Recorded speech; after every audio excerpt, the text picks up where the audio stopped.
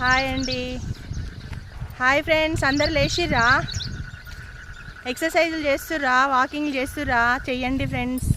ఎందుకంటే 40+ తర్వాత menopause reach అవుతుంది. పీరియడ్స్ ఆగిపోయే టైము. ఆ టైంలో బీపీలు, షుగర్లు, థైరాయిడ్లు ఇవన్నీ అటాక్ అవుతాయి. మనం జాగ్రత్తగా ఉండాలి.